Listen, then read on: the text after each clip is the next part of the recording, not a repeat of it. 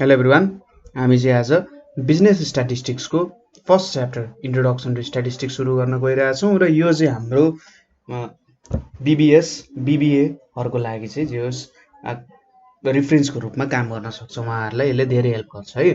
So हामीले यहाँबाट अब्जेक्टिभ्सहरू के बुझ्नुपर्ने हो त, मेन कुराहरू यो भिडियोबाट हामीले के लिन्छौँ त भन्दाखेरि meaning, development and scope of statistics भन्नाले स्ट्याटिस्टिक्स भनेको के हो, कसरी विकास भयो र यसको युज कहाँ हुन सक्छ हो त्यो कुराहरू। त्यसै गरी बिजनेस म्यानेजमेन्टमा स्ट्याटिस्टिक्सको रोल के छ हैन, त्यसै गरी यसको इम्पोर्टेन्स र लिमिटेसन्स, स्ट्याटिस्टिक्स कहाँ इम्पोर्टेन्ट छ र यो कुन कुन कुरालाई एक्सप्लेन गर्न चाहिँ यसले सक्दैन जस्तो कुराहरू। र अर्को भनेको लास्टली स्ट्याटिस्टिक्सको केही डेन्जरस एस्पेक्ट्सहरू पनि छन् हैन, के कुराहरू मिसयुज हुन सक्छ। सो त्यसमा चाहिँ हामीले हाउ स्ट्याटिस्टिक्स क्यान बी मिसयुज्ड भन्ने कुराहरू हेर्छौँ। र सुरुमा हामीले स्ट्याटिस्टिक्स भनेको के हो भन्ने कुरा बुझ्नुपर्ने हुन्छ। स्ट्याटिस्टिक्स भनेको चाहिँ एउटा ल्याटिन वर्ड स्ट्याटस, यो चाहिँ एउटा ल्याटिन वर्ड हो हैन, ल्याटिन वर्ड। त्यसै गरी जर्मन वर्ड स्ट्याटिस्टिक, जर्मनमा पनि जो सबैतिर लगभग आफ्नो आफ्नो ढङ्गले स्ट्याटिस्टिक्सको विकास भइरहेको थियो हैन। त्यसमा जर्मनले यसलाई स्ट्याटिस्टिक भन्थे, इटालियनमा के भनिन्थ्यो त स्ट्याटिस्टा भनेर भनिन्थ्यो इटालियनमा, र हाम्रो इन्डियन सब कन्टिनेन्टमा यसलाई अर्थशास्त्र भनेर भनिन्थ्यो हैन। हो, यही वर्ड्सहरूबाट चाहिँ जेनरली आएको हो हैन। र यिनीहरूको मिनिङ भनेको लगभग एउटै खालको मिनिङ छ। यो सबैले एउटा के मिनिङ जनाउँछ भन्दाखेरि एउटा कुनै पनि देश भूभागको पोलिटिकल स्टेट, ठिक छ, यो पुरानो एउटा डेफिनेसन भयो हैन। एउटा पोलिटिकल स्टेट कुनै पनि नेसनको अथवा कुनै पनि जियोग्राफिकल रिजनको, कुनै पनि भूभागको एउटा पोलिटिकल स्टेट अथवा कुनै पनि प्रोभिन्स प्रान्तको के त बारेमा बताउँथ्यो। अब यहाँ पोलिटिकल स्टेट भन्नाले कुनै देशको राजनीतिक अवस्था, कुनै भूभागको, कुनै प्रान्तको राजनीतिक अवस्था भनेर भनिरहेको छैन हैन। को पावरमा छ, को पावरमा छैन हो त्यस्तो कुरा बुझाउने होइन। अब त्यो कुरा त कसैलाई पनि थाहा हुँदैन, को पावरमा छ को पावरमा छैन भन्ने कुरा त अझैसम्म हामीले छुट्याउन पनि सकेका छैनौँ हैन।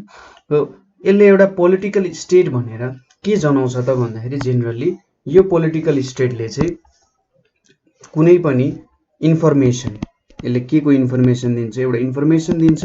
त्यो इन्फर्मेसनले चाहिँ के को इन्फर्मेसन दिन्छ भन्दा पपुलेसनको इन्फर्मेसन दिन्छ। अब कुनै पपुलेसनको, जनसङ्ख्याको इन्फर्मेसन दिन्छ भने हामीले त्यसमा पनि अझै भित्र छिर्ने हो भने पपुलेसन भित्रमा पनि एज र सेक्स, मान्छेहरू कति एजका छन् हैन, बुढापाकाहरू कति छन्, सानो बच्चाहरू कति छन्, युवाहरू कति छन्, सेक्स भनेपछि कतिजना स्त्री छन्, कतिजना पुरुष छन् हैन, यो अनुसार। त्यसै गरी पर क्यापिटा इन्कम, कति इन्कम छ त, प्रत्येक वर्ष एकजना मान्छेले कति इन्कम कमाउँछ, त्यस्तो कुराहरू। साक्षरताको रेट, लिट्रेसी रेटको कुराहरू आउँछ। त्यसै गरी लाइफ एक्सपेक्टेन्सी, मान्छे कति बाँच्छन् त हैन। तपाईहरुले जेनरली स्ट्याटिस्टिक्स जो सीबीएस, सेन्ट्रल ब्युरो अफ स्ट्याटिस्टिक्सले निकाल्ने स्ट्याटिस्टिक्स हेर्नु भएको छ त्यहाँ पनि देख्न सक्नुहुन्छ। त्यसै गरी इम्पोर्ट्स एक्सपोर्ट्सहरू, यदि इकोनोमिक्सको कुरा आयो भने इम्पोर्ट्स एक्सपोर्ट्सको कुराहरू आउँछ हैन। त्यसै गरी इन्फ्रास्ट्रक्चर्सहरू, कति इन्फ्रास्ट्रक्चर छन् कुनै ठाउँको, यो इन्फर्मेसनहरू दिन सक्छ हैन। एउटा न्युमेरिकल फर्म हुन सक्छ। अब डाटा रिप्रेजेन्टेसन त हामीले अर्को च्याप्टरमा पढ्छौँ, तर यस्तै यस्तै कुराहरूको बारेमा यसले हामीलाई इन्फर्मेसन दिन सक्छ, ठिक छ। हामीले जस्तै कुनै पनि एउटा इन्फर्मेसन हेरौँ, सपोज मलाई नेपालको अहिले जुन छ 2077 सालै त होला नि हैन, 77 सालमा कतिजना 60 वर्षभन्दा माथि तर 80 वर्षभन्दा तलको जनसङ्ख्या छ त भनेर हामीले खोज्यौँ भने त्यसले एउटा डाटाको फर्ममा इन्फर्मेसन दिन्छ हैन। डाटाको फर्म दिन्छ, यतिजना मान्छे छ भनेर भन्छ। अथवा युवाभन्दा बुढापाका कति थोरै छन् अथवा धेरै छन् हो त्यस्तो कुराहरू भयो हैन। त्यसै गरी काठमाडौँको मान्छेको इन्कम कति छ हैन। त्यसै गरी एउटा नुवाकोटको कति इन्कम होला हैन, कुनै जिल्लाको कति इन्कम होला प्रत्येक वर्ष एकजना मान्छेले एभरेजमा कति कमाउला हो, त्यो एउटा कुरा हुनसक्छ होइन। सो जस्तै कुनै पनि इन्साइक्लोपिडिया हेऱ्यौँ भने हामीले के देख्छौँ त भन्दाखेरि त्यहाँनिर सर्टेन कुराको बारे सर्टेन इन्फर्मेसनहरू हुन्छ हामीसँग होइन। जस्तै हामीले केही गाडीको बारे खोज्यौँ भने त्यो गाडीको बारे त्यसको के पार्ट पुर्जाहरू हुन्छ, कस्तो रङहरू लगाइन्छ, केबाट त्यो रङहरू निकालिन्छ, त्यो चक्का बनाउन कस्तो खालको रबरहरू युज हुन्छ भन्ने कुरा थाहा हुन्छ नि। एज अ होल त्यो गाडी बन्नको लागि के कुराहरू चाहियो हो त्यो कुरा हामी एउटा कुनै पनि इन्साइक्लोपिडियाबाट भेट्न सक्छौँ भने हामीले स्ट्याटिस्टिक्सबाट पनि इन्फर्मेसनहरू पाउन सक्छौँ। कुनै अब्जेक्ट, कुनै घटनाको बारेमा, कुनै देशको त्यसको जनसङ्ख्याहरूको बारेमा के इन्फर्मेसन खोजिरहेछौँ त्यस्तो खालको इन्फर्मेसन हामीले पाउन सक्छौँ। अब हामीले लाग्ला अरे स्ट्याटिस्टिक्स त भर्खरै डेभलप भयो होला होइन, यति साह्रो कुराहरू छ। तर स्ट्याटिस्टिक्स भन्ने कुरा पहिले पनि थियो, अनादिकालदेखि भनौँ यसलाई। किनभने तपाईँले इन्फर्मेसन कलेक्ट गरेर राख्नु भनेको कपीमा लेखेर मात्रै होइन। जस्तै एग्रिकल्चरल एजमा के हुन सक्थ्यो त, त्यति बेला मैले यति चाहिँ धान फलाएँ, हुनसक्छ एउटा भकारीभरिको धानलाई उनीहरूले एउटा स्ट्याटिस्टिक्स लिन खोजे। अब एक वर्ष धान फलाउँदा एक भकारी भयो, अर्को वर्ष फलाउँदा आधी भकारी भयो। अब त्यो इन्फर्मेसनहरूबाट हामीले के भन्न सक्छौँ भने यसपालि चाहिँ थोरै फलेछ है पहिलेभन्दा। अनि मान्छेले खोज्छ नि किन थोरै फल्यो होला, के कारणले थोरै फल्यो होला, के यसलाई चाहिँ थोरै फलाउन अथवा स्टोरेजमा के खालको इफेक्ट पर्यो होला भन्ने कुराहरू हेर्न सक्छ नि। हो समयअनुसार के थियो त स्ट्याटिस्टिक्सको युजहरू डिफ्रेन्ट थियो। जस्तै पुरातन कालहरूमा चाहिँ स्ट्याटिस्टिक्सलाई के भनिन्थ्यो भने साइन्स अफ स्टेट क्राफ्ट भनेर भनिन्थ्यो। ठिक छ, के भनिन्थ्यो त कुनै एउटा स्टेट चलाउनको लागि, स्टेट भनेपछि नेसन भनेर बुझ्न सकिन्छ, कुनै एउटा देश चलाउनको लागि विज्ञान जुन हुन्छ त्यो भनेको एउटा स्ट्याटिस्टिक्स भनेर भनिन्थ्यो। र त्यहाँनिर जुन एउटा एक्टिभिटिजहरू हुन्थ्यो, त्यहाँनिर एउटा देश अथवा देशमा जुन एउटा राजाहरूको, राजा रजौटाहरूको, मन्त्रीहरूको जुन एउटा बैठक हुन्थ्यो होइन, त्यहाँनिर अब देशलाई कसरी अगाडि बढाउन सकिन्छ, हामी के कुरामा कमी छौँ, हामी के कुरामा अघि छौँ भन्ने कुराहरूको यो इन्फर्मेसन जुन छ नि, हो स्टेट चलाउनको लागि त यो सबै थाहा हुनु पर्यो। युद्ध गरेर मात्रै नयाँ ठाउँ भूभाग जितेर मात्र त काम छैन। यसलाई पनि कसरी चाहिँ हामीले सँगै लान सकिन्छ त, किनभने मान्छेहरू हुन्छन्, मान्छेलाई खानु पर्यो, सुख सयलमा बाँच्ने सबैको सोच हुन्छ होइन। हो त्यही सोचको कारण यसलाई चाहिँ साइन्स अफ स्टेट क्राफ्ट भनियो। किनभने पहिले चाहिँ एउटा स्टेटलाई कसरी माथि लान सकिन्छ, कसरी अगाडि बढाउन सकिन्छ भन्ने कुराहरू स्ट्याटिस्टिक्सले दिन्थ्यो। र त्यो बेलामा कसरी स्ट्याटिस्टिक्सको युज हुन्थ्यो जेनरली भन्दाखेरि त्यति बेला गभर्मेन्टले रेकर्डहरू राख्थ्यो, पपुलेसनको रेकर्ड राख्थ्यो, आफ्नो देशको रेकर्ड राख्थ्यो, पपुलेसनको कति बर्थ भयो, कति डेथ भयो, कति अन्न उब्जनी भयो, क्रप यिल्ड भयो होइन। त्यसै गरी को मान्छेसँग कति धन छ, हो यस्तो कुराहरूको इन्फर्मेसन राख्थ्यो। किन यस्तो खालको इन्फर्मेसन राख्थ्यो भन्दा पछि कुनै अर्को देशसँग युद्ध गर्नु पर्यो भने त कति पपुलेसन छ, त्यो पपुलेसनमा कति बच्चा छ, कति बुढा छन्, कति युवा छन् भन्ने कुरा थाहा हुनु पर्यो। मेटेरियल वेल्थ किन चाहियो भन्दा युद्धको लागि त हतियारहरू बनाउनु पर्यो, त्यो हतियार बनाउनु त पैसा चाहिन्छ होइन। हो त्यो सबै इन्फर्मेसनहरू राखिसकेपछि त हामीलाई सजिलो भयो नि, किनभने यति यो ठाउँको यो मान्छेहरूसँग चाहिँ पैसाहरू छ, उनीहरूसँग लिन सक्यो भन्ने टाइपको कुराहरू आउँछन्।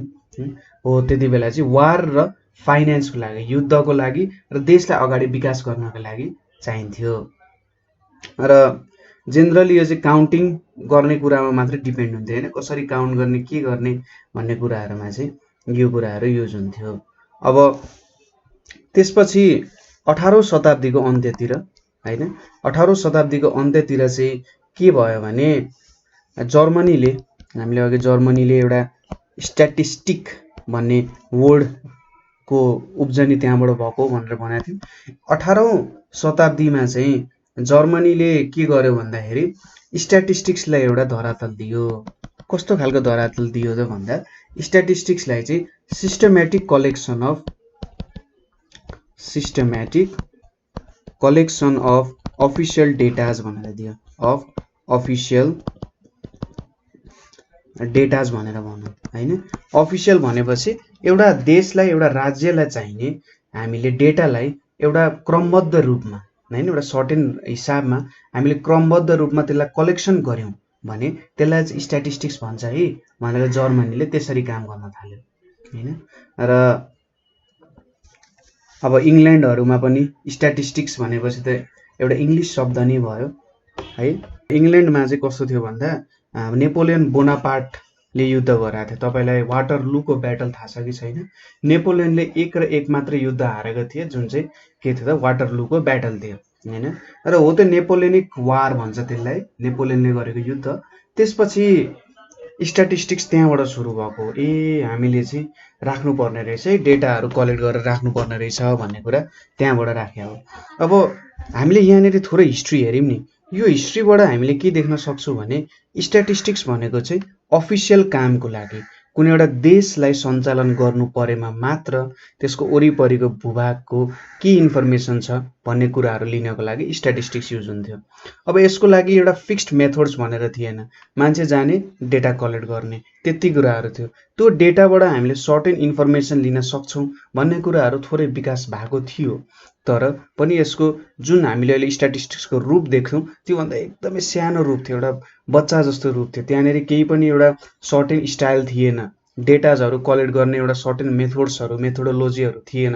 मान्छे पठाउने, डेटा कलेक्ट गर्ने, ल्याउने, त्यसलाई स्टडी गर्ने, त्यसलाई स्टडी गरेर त्यहाँबाट युजफुल इन्फर्मेसन डेटाजहरु निकाल्ने फ्युचरको लागि त्यो काम हुँदैन थियो। भनेपछि त्यो बेला अलिकति मिलेको थिएन, अलिकति केओटिक थियो भनेर भन्छ हैन, अस्तव्यस्त टाइपको थियो।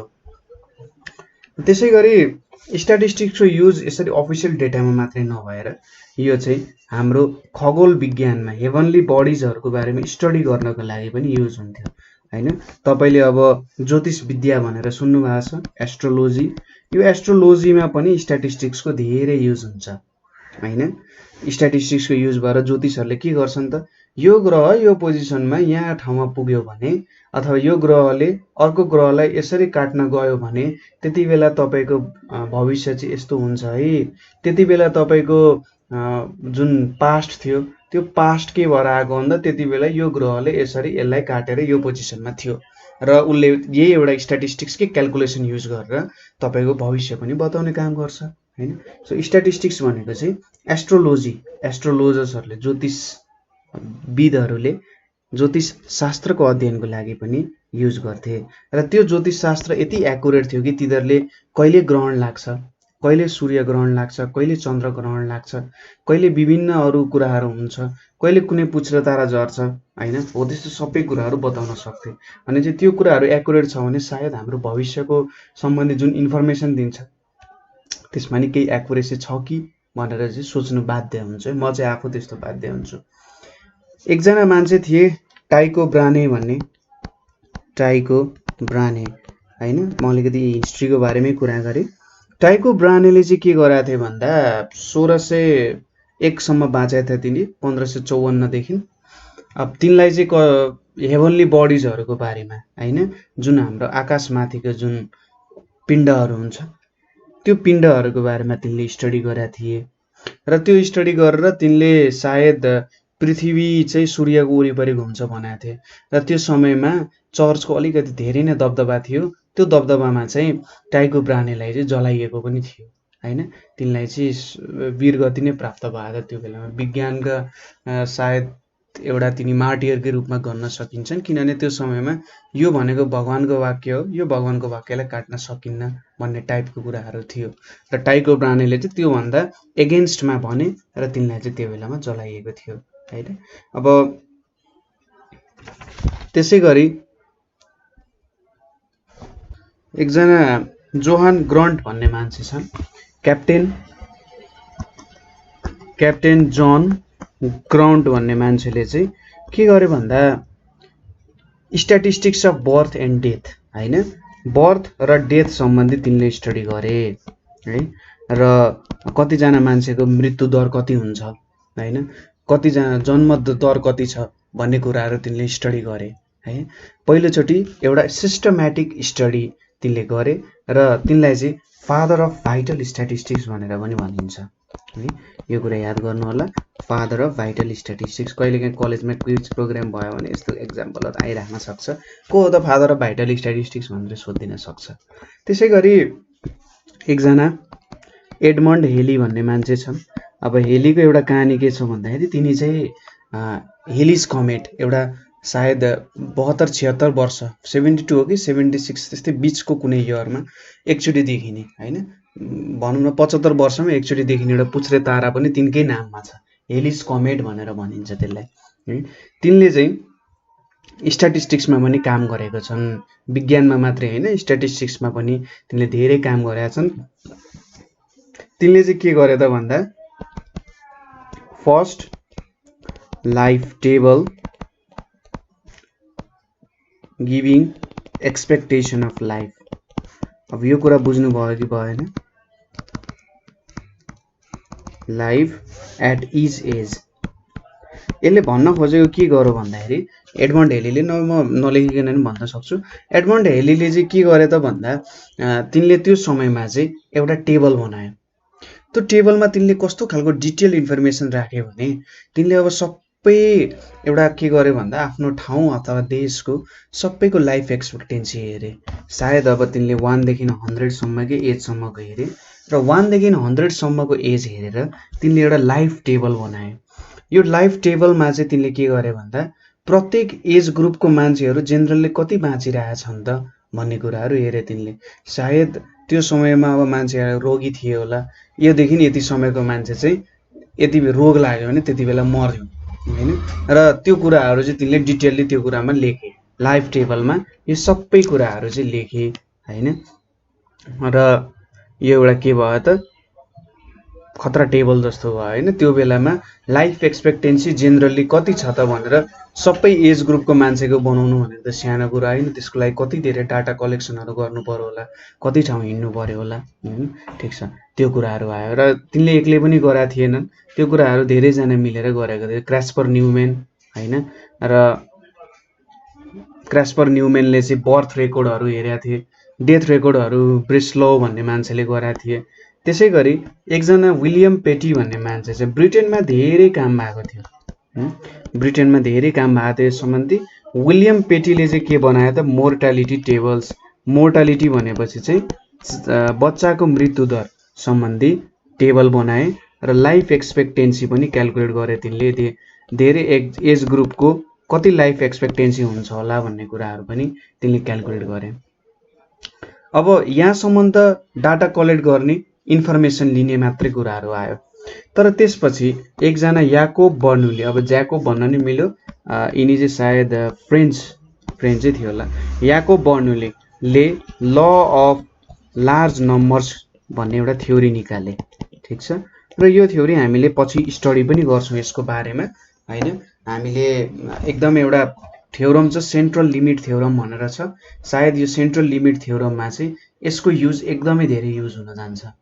ठिक छ, ल अफ लार्ज नम्बर्सको युज हामी सेन्ट्रल लिमिट थ्योरम भनेको स्ट्याटिस्टिक्सको 90 नहुने थ्योरम हो एउटा, यसको बारेमा हामी स्टडी गर्छौँ। ल अफ लार्ज नम्बर्सको बारेमा भने तिनले। त्यसै गरी एकजना एलएजे क्युटलेट भन्ने मान्छेले चाहिँ के गरे त एभरेज भन्ने कुरा, वाह हेर्नुहोस् त अहिलेसम्म एभरेज भन्ने कुरै आइसकेको थिएन। हामीले यत्रो यहाँ डिस्कसन गऱ्यौँ नि, एभरेज भन्ने कुरा कहीँ देख्नु भएको थियो त तपाईँले? थिएन नि। हो, यो एलएजे क्युटलेट भन्ने मान्छेले चाहिँ एभरेजलाई डिफाइन गरे होइन, एउटा सेन्ट्रल टेन्डेन्सीको मेथड अब बल्ल आउँदैछ है यहाँनिर होइन। अब यो कुराहरू तिनले डिस्कभर गरे। त्यसै गरी अब यति एउटा स्ट्याटिस्टिक्स एउटा एजसम्म डिफाइन भयो, यो भयो 18-19 शताब्दीसम्मको कुरा। अझै हामीसँग 200 वर्ष छ र यो 200 वर्षमा चाहिँ स्ट्याटिस्टिक्सले एउटा ऱ्यापिड डेभलपमेन्ट गर्न थाल्यो। कसरी एउटा ऱ्यापिड डेभलपमेन्ट गर्न थाल्यो भन्दा यो एउटा गेम अफ चान्सको कारण। गेम अफ चान्स होइन, गेम अफ चान्स भनेपछि जुन हाम्रो जुवा तासहरू हुन्छ नि, जुवा तासमा के हुन्छ त तपाईँले जित्ने हार्ने फिक्स हुँदैन, तर के हुनसक्छ एउटा प्रोबेबिलिटी हुनसक्छ होइन। तपाईँले जित्न सक्नु होला भनिन्छ नि, हार्न नि सक्नुहुन्छ तर जित्न नि सक्नुहुन्छ। तपाईँले 99% जित्नुहुन्छ भन्दा भन्दै 1% को कारण तपाईँ हार्न नि सक्नुहुन्छ, तर तपाईँसँग 1% मात्रै तपाईँले जित्नुहुन्छ होला भन्ने तपाईँले प्रोबेबिलिटी सोच्नु, कहिलेकाहीँ त्यही 1% चाहिँ 79% माथि भारी भन्न जान्छ होइन। हो, त्यो गेम अफ चान्सको कारण। प्रोबेबिलिटीको कारण चाहिँ स्ट्याटिस्टिक्समा धेरै ठुलो के आयो त चेन्ज आयो। र यो गेम अफ चान्स जुन छ यसलाई चाहिँ हामी गेम अफ चान्स भन्दाखेरि प्रोबेबिलिटी भनेर बुझौँ। प्रोबेबिलिटीले स्ट्याटिस्टिक्समा धेरै ठुलो चेन्ज ल्यायो किनभने त्यो बेलाको एकदम खतरनाक गणितज्ञहरू डी मोइबर हैन MOIVRE डी मोइबर, त्यसैगरी फर्मा, ग्यालिलियोहरू अनि बर्नुली। अब बर्नुली भन्ने अघि माथि लेखिसक्यौँ। बर्नुलीको चाहिँ कस्तो थियो नि शाखा सन्तानै म्याथमेटिसियन खतरनाक मान्छे। अर्को ल्याप्लास, त्यसैगरी गाउस भनेको चाहिँ यिनलाई चाहिँ गणितको प्रिन्स भनेर भन्छ हैन, राजकुमार, गणितको राजकुमार भनेर गाउसलाई भनेर भन्छ। अब यी मान्छेहरूले चाहिँ के गरे त प्रोबेबिलिटीको एकदमै एउटा थ्योरिटिकल पोर्सनहरू निकाले। प्रोबेबिलिटीलाई एउटा एक्सटेन्सिभ रिसर्च गरेर प्रोबेबिलिटी सम्बन्धी के कुराहरू छ त्यो कुराहरूलाई पस्किए अगाडि हैन। यसको बारेमा इन्टेन्सिभ थ्योरीहरू हामीले पछि प्रोबेबिलिटीको बारे पनि स्टडी गर्नुपर्ने हुन्छ। प्रोबेबिलिटीको बारे स्टडी गर्दाखेरि हामीले सायद त्यो बेलामा चाहिँ प्रोबेबिलिटीको छुट्टै च्याप्टर नै छ र प्रोबेबिलिटीबाट जति बेला हामी स्ट्याटिस्टिक्स पढ्छौँ नि तपाईले भेट्न सक्नुहुन्छ कि प्रोबेबिलिटीको कारण स्ट्याटिस्टिक्सले एउटा नयाँ रूप नै लिन गयो। अब डाटा कलेक्ट गर्ने मात्रै होइन हैन, यहाँदेखि माथिसम्म के थियो डाटा कलेक्ट मात्रै गर्थ्यौँ हामीले र त्यसबाट सर्टेन इन्फर्मेसन लिन्थ्यौँ। अब त हामीले इन्फर्मेसन लिन्छौँ, इन्फर्मेसन डाटा कलेक्ट गरेर त्यो डाटाबाट हामीले धेरै कुराहरू प्रेडिक्सन गर्न सक्छौँ। यस्तो होला, यो ठाउँमा यस्तो होला हैन। जस्तै हामीले पानी परेको एउटा डाटा कलेक्ट गर्यौँ नि, पानी परेको डाटा कलेक्ट गर्यौँ, एभरेज मात्रै थियो होला। तर प्रोबेबिलिटीको नियम जोडिन गएपछि के हुन्छ भने यो ठाउँमा यति पानी पर्यो, यसले गर्दा यति क्रप आउन सक्छ है, यहाँनिर यति आउन सक्छ, यहाँनिर यति आउन सक्छ। त्यसैगरी त्यही डाटाले धेरै पानी पर्यो भने बाढी पहिरो पनि ल्याउन सक्छ। यो ठाउँमा चाहिँ यति एरियामा चाहिँ यसले धेरै बाढीले असर गर्न सक्छ। सबै कुराहरू हामी प्रोबेबिलिटीको अनुसार डिफाइन गर्न सक्छौँ। धेरै प्रोबेबिलिटी छ भने हामीलाई के हुन्छ त यहाँनिर अब धेरै बाढी आउन सक्छ, यहाँको मान्छेहरूलाई हटाइहाल्नु हो। त्यस्तो खालको डाटाजहरूले हामीलाई प्रोबेबिलिटीको कारण काम गर्न सजिलो भयो। त्यसैगरी यहाँनिर मैले नामहरू लेख्छु, यो सबै कुराहरू हामी पढ्छौँ है पछि। डी मोइबर भन्ने मान्छेले चाहिँ नर्मल कर्भहरू डेराइभ गरे, ठिक छ, नर्मल कर्भहरू डेराइभ गरे। त्यसैगरी गाउस भन्ने मान्छेले पनि स्ट्यान्डर्ड डिस्ट्रिब्युसन भनेर छ, स्ट्यान्डर्ड अथवा नर्मल डिस्ट्रिब्युसन भन्ने कुराहरू त्यसको बारेमा इन्फर्मेसनहरू निकाले। त्यसैगरी क्विटलेट अघि नै हामीले हेरिसक्यौँ। क्विटलेट भन्ने मान्छेले चाहिँ के गरे त स्याम्पलिङको कन्सेप्टहरू निकाले। स्याम्पलिङ भनेको तपाईँलाई थाहा छँदैछ, एउटा सर्टेन पपुलेसनबाट हैन, एउटा सर्टेन जनसङ्ख्याबाट हामीले त्यही जनसङ्ख्यालाई रिप्रेजेन्ट गर्न सक्ने अर्को सानो जनसङ्ख्या लिन्छौँ र त्यो स्टडी गर्छौँ र होल जनसङ्ख्याको लागि त्यही हुन्छ है भन्ने कुराहरू लिन्छौँ। जस्तै तपाईँ एउटा फ्याक्ट्रीमा जानुभयो, फ्याक्ट्रीमा के हुन्छ त करोडौँ सपोज कोका कोला फ्याक्ट्रीमा जानुभयो, करोडौँवटा बोतल बन्छ नि कोका कोलाको। तपाईँले अब सबै कोका कोलाको बोतलमा त औँला हाल्दै यसरी चाड्दै त कोका कोला कस्तो छ भनेर त भन्न सक्नु हुँदैन। तपाईँले के गर्नुहुन्छ, 4-5वटा बोतल लिनुहुन्छ, 4-5वटा बोतलको टेस्ट गर्नुहुन्छ। यहाँनिर ठिक छ भनेपछि अरू सबैमा पनि ठिक छ है भनेर तपाईँले लिनुहुन्छ नि, हो त्यसलाई के भन्छ त स्याम्पलिङ भनेर भन्छ। सर्टेन एमाउन्ट अफ डाटा लिनुहुन्छ र त्यो डाटा अनुसार अरू डाटालाई एक्सप्लेन गर्नुहुन्छ। हामी यसको बारे पछि स्टडी पनि गर्छौँ, ठिक छ। र त्यसैपछि अब रिग्रेसनको कुराहरू आयो हैन। रिग्रेसन भनेको अब फ्युचरलाई प्रेडिक्सन गर्न मिल्छ। रिग्रेसनले एउटा सर्टेन प्रेजेन्टको डाटा कलेक्ट गर्नुहुन्छ र त्यसलाई नै तन्काएर फ्युचरको कुरा गर्न सक्नुहुन्छ। त्यसपछि कार्ल पियर्सनले के बनाए त, कार्ल पियर्सनले चाहिँ कोरिलेसन कोफिसिएन्टहरू निकाले। कुनै पनि 2 or more than 2 भेरिएबल्स छ, त्यो भेरिएबल्सहरू सम्बन्धी हामीले के रिलेसन छ कसरी निकाल्न सक्छौँ भन्ने कुराहरू। त्यसैगरी काई स्क्वायर टेस्ट, यसको बारे पनि हामी पढ्छौँ। काई स्क्वायर टेस्टहरूको बारेमा कुरा गरे हैन। गुडनेस अफ फिटको बारे कुरा गरे।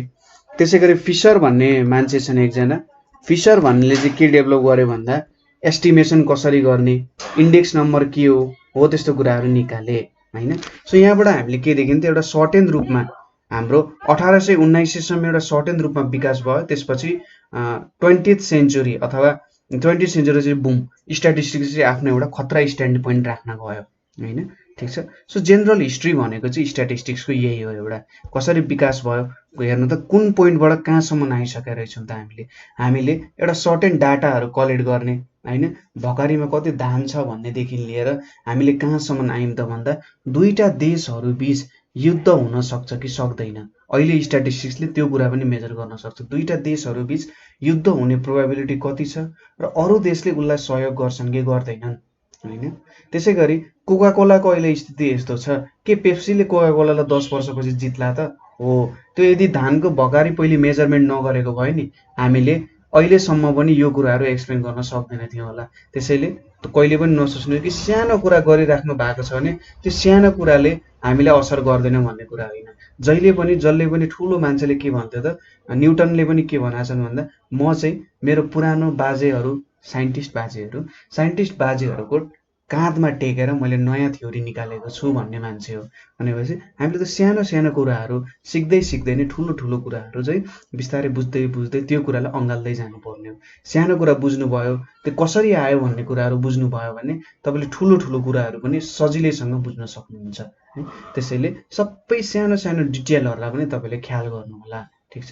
सो आजको लागि यति नै, हिस्ट्रीको बारे कुरा थियो, सायद त्यस्तो साह्रो क्वेसन नहोला। त्यही पनि कतै क्वेसन भयो तपाईँहरूले हामीलाई सोध्न सक्नुहुन्छ होइन, अथवा तपाईँहरूले चाहिँ हामीलाई 98 495 95 895 मा कल गर्न सक्नुहुन्छ। सो आजको लागि यति नै, थ्याङ्क यू फर वाचिङ।